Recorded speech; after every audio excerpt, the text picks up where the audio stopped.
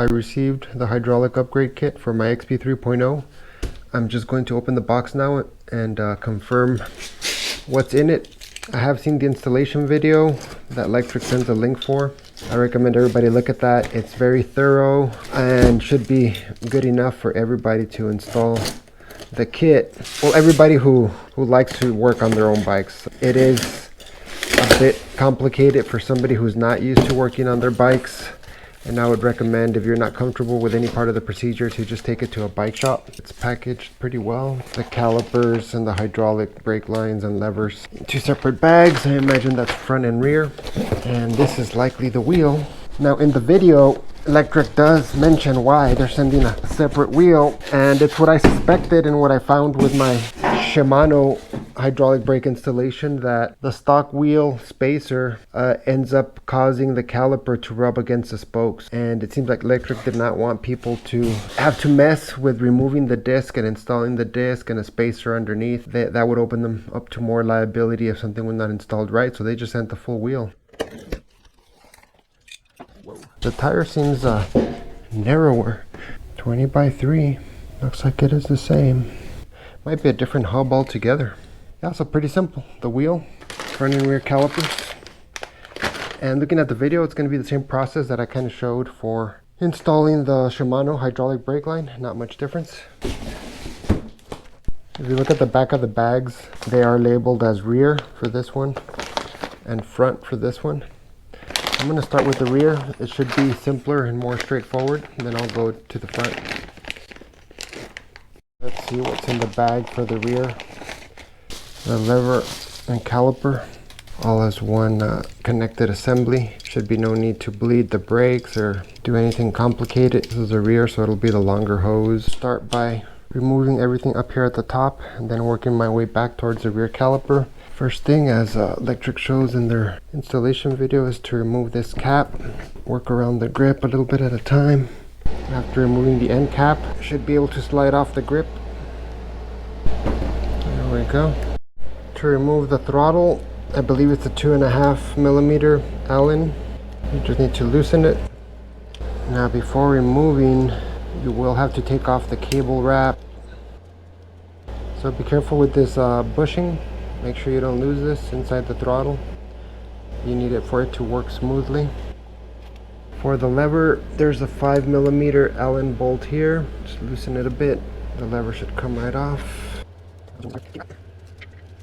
Keep track of which cable wrap goes where. I'm just going to leave it wrapped around where it needs to start.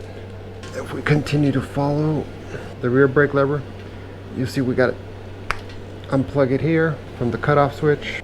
So when you follow it down to this point, you can just let it sit on the ground, because we're actually going to have to pull it forward once we release the cable in the back.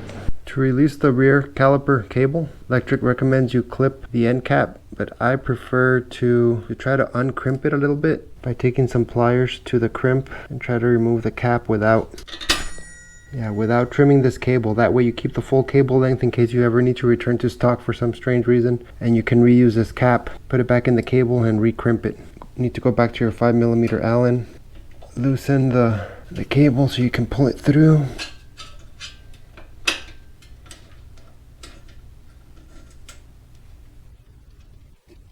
Spring and nut, screw it back into the caliper so you don't lose it.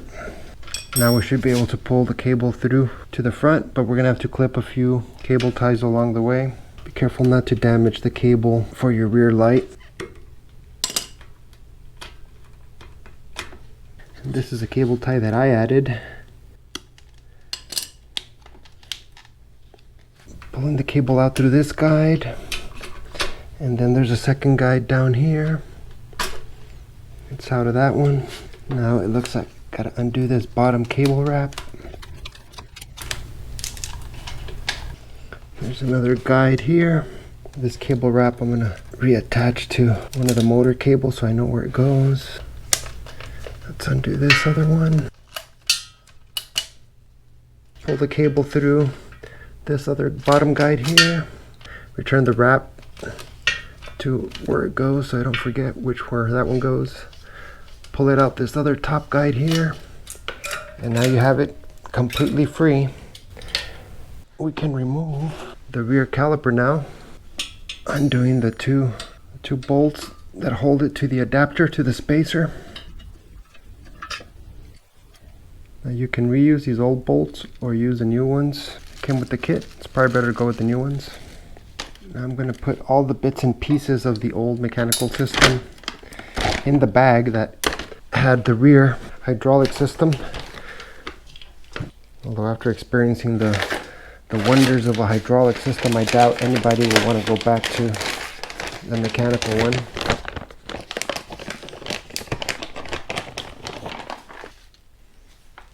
Now the hydraulic system is not going to be able to go through these guides, and that's a bit unfortunate because you would have to undo the hydraulic brake hose completely, re-bleed it. That would be a mess. So I believe you go outside of these guides and just cable tie to the other lines, and you can cable tie to this guide as well, but it's not going to go through the guide. Okay, so let's continue installation by routing the rear caliper to the back. Slide the lever on to the handlebars. Go ahead and plug in the connector for the rear brake. Line up the notch in the connector. There's really only one way it'll go on. There we go. Go ahead and grab the bushing we took out earlier. Make sure we get that on. Slide the throttle back on. And slide the grip back on. I'm going to leave everything loose here for now, but going ahead and sliding everything on.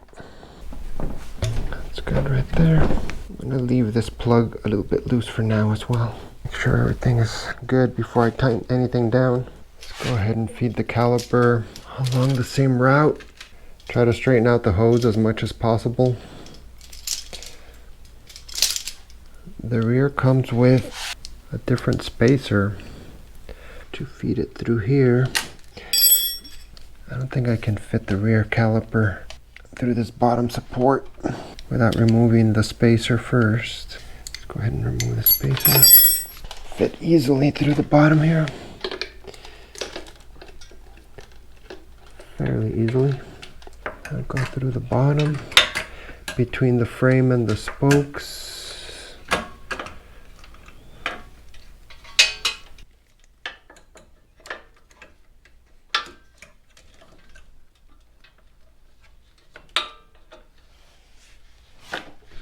Now this spacer, just go ahead and remove the old spacer and compare it directly, see if it's the same or not. So this is the old spacer I just removed from the rear frame. I'm going to compare it to the new one. There is a difference. There's a definite difference. Yeah. So I'm going to go ahead and put the new one on. It looks less, it's not as thick in some spots. There's a little bit less material, but there could be a difference in the spacing, so I'm definitely going to go ahead and install the new spacer that came with the kit. Use the new bolts. The bolts in this little bag seem to be the ones that go to the spacer. And there's an arrow here pointing to the front to make sure you get the orientation right. As always, try to avoid touching the disc with your hands as much as possible to avoid contaminating it and reducing braking force.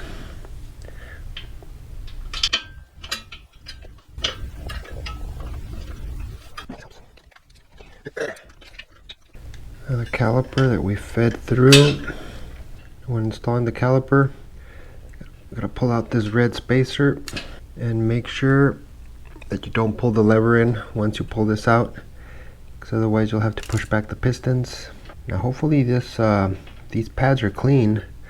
On the trike it seemed like the pads may have been contaminated by some kind of lubricant, but I don't expect that to be the case here. There we go. Now the caliper bolts, these caliper bolts here, you want to just get started, not tighten all the way down until you center the caliper in the next step. So these two spacer to the frame bolts, you can tighten all the way right at the beginning. These caliper to spacer bolts, you want to just get close to tight but not tight, so you can center the caliper. Now disappointingly, the kit does not seem to come with any does not seem to come with cable ties. I'm gonna go back into the garage and get my own cable ties, I suppose. I'm gonna go ahead and run a few extra cable ties. Wherever the cable would have gone through this guide here, I'm gonna go ahead and use a cable tie, which I think is a few more cable ties than Lectric's video indicates we should be using. And I'm gonna run one through here. So here's another spot where there was a guide previously. I'm gonna clip this cable tie so I can get a new one through all 3 wires or hoses that come through here. I think that'll be better. For this next bit, I'm gonna go ahead and get the wire loom installed around everything. But I think I am gonna use a cable tie around this guide here, hold the hose in place there, not just rely on these wire wraps. Let's see. I'm gonna go ahead and wrap it completely here and see if it looks like there'll be any benefit to adding a cable tie here and here.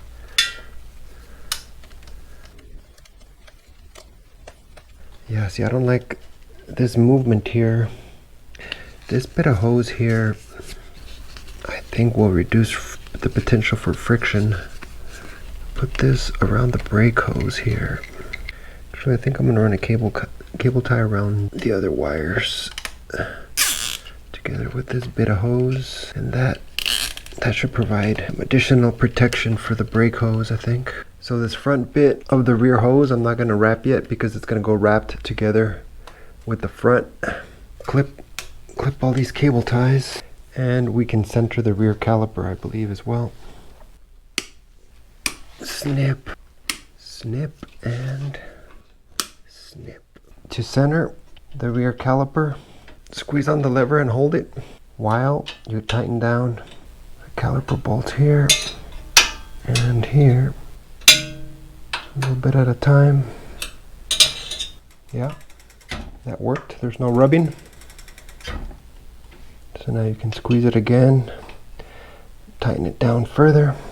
Now Lectric provides the torque specs for all these bolts, and if you're not very familiar with how a tight bolt should feel, it's better to follow the torque specs and use a torque meter, a torque wrench.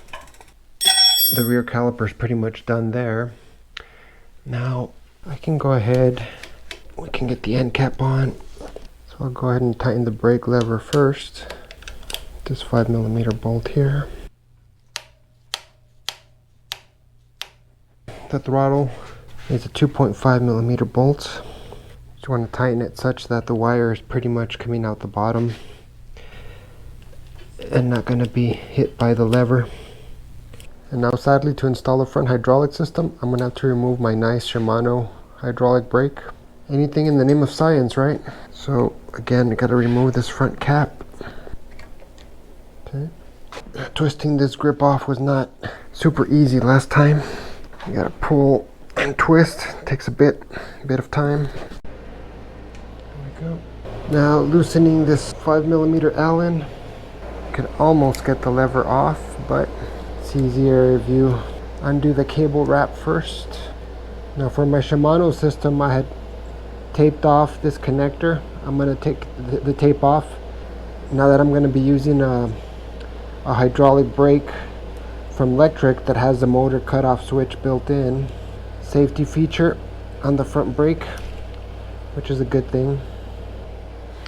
I can remove this now. So I'm going to go ahead and remove the front caliper completely before removing the front wheel. Because I don't have a bike stand, I'm going to have to flip the bike upside down. But I can go ahead and remove the entire caliper. Now I can just remove it with the spacer. It's a lot easier to remove the front caliper because you don't have to route it underneath and through the support at the bottom and around the rear frame.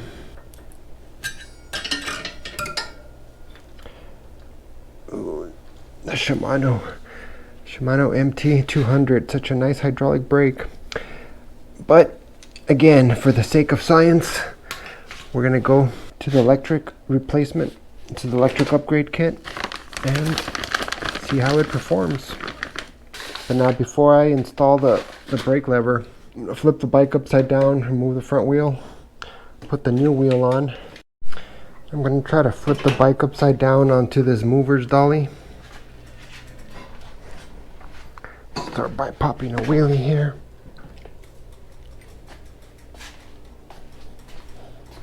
Yeah,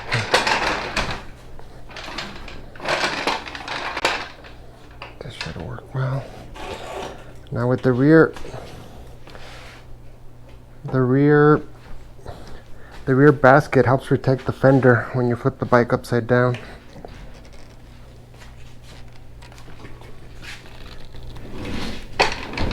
Yeah, that works out very well.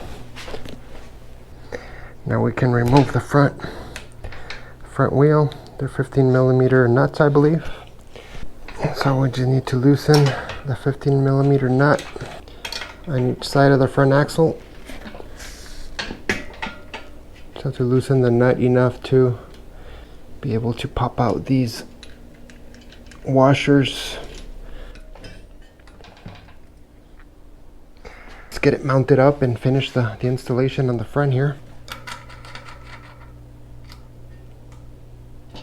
So you want to make sure on the front that this washer has a little tab here that you must line up with this hole. It's a feature to help keep the wheel in place. Same thing on the other side. Tighten down the front wheel and flip the bike back over to finish installing the front caliper. The brakes on the trike were very dirty as far as the disc. I'm gonna go ahead and wipe the front disc with alcohol and a paper towel before I put the new caliper on. So here's my 50% alcohol solution. And I'm just gonna wipe down that front disc. See if anything comes off. No, it looked pretty clean. It's a little bit dirty, but a lot cleaner than the trike disc was. So let's flip this bike back up. So here's the new front caliper. Let's take the plastic bubble wrap off, the lever with the cutoff switch, and the front caliper with the new spacer on it. So on the new caliper, you see on the spacer, there's an arrow pointing up and it says top. So you're gonna wanna mount it this way. I'm just gonna let it hang here for now. I'm gonna get the lever up onto the handlebar. There we go. The cutoff, here's the cutoff switch. And since I did tape it off, because I was not using the cutoff switch with my Shimano brakes, gotta remove this tape I put on the connector. Reconnect the cutoff switch. Make sure you line up the tab. There we go, you'll hear a positive snap when it's in place. Hydraulic line, we're gonna wanna run it with all the wires. You can snap the line into these tabs just like the mechanical brake was. Then we can pull out this tab, pull out this plastic spacer from the in between the brake pads. Just make sure you don't squeeze the lever. Get the caliper onto the disc. Line up your spacer. Start at least one of these bolts here to help keep the spacer in place. Go ahead and start the second bolt. Get the second bolt started. You can snug it down a bit. Now these bolts here that mount the caliper to the spacer, you want to make sure those stay kind of loose because we still need to work on centering the caliper by using the brake lever. But let's finish tightening down the spacer to the fork first. Now make sure that these are still loose. You should be able to squeeze the lever now to start kind of centering the caliper. Squeeze and hold the front lever so that the caliper auto centers. And then we can snug down the caliper bolts. Don't go too tight yet because we might need to adjust them a bit. But let's see if we get no rubbing. After doing the centering procedure on the front caliper, absolutely no rubbing. Front caliper is good to go. Now we just need to clean up the wiring. This takes a little bit of time, but should look nice and neat once you're done. Now here, we're gonna skip this large connector. Just keep wrapping the other hoses and wires coming down from here. Once you get past that large connector, you can go back to wrapping everything. Okay. That looks pretty close to stock. Let's get this grip on. And if you put your hand over the hole, kind of build up some air pressure in there. That helps it go on. Once your grip is flush with the end of the handlebar, you can get your end cap back on there. You might need to move your control switches a little bit out of the way so you can tighten down the brake. Now I've been running the brakes down at an angle so that when I'm standing, they're at the right angle, but I sit more than stand, and I'm finding I'm getting a little bit of a tennis elbow. So I'm going to try to actually have my levers closer to level than I usually run them. See if that helps with the tennis elbow. The brake levers feel good. I'll probably not test ride them till tomorrow. When you rewrap the cables and the hoses, start further down than you think.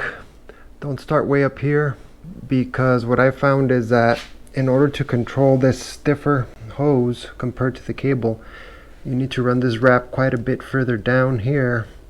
Otherwise this sticks out further. The loop of the hose, the hydraulic hose, sticks out far, and you can catch it on branches and rip it off or cut it and damage it, and then you'll end up without a front brake, as that hydraulic fluid would leak out if you damage this hose. The brake lever feel is really good, very nice and tight.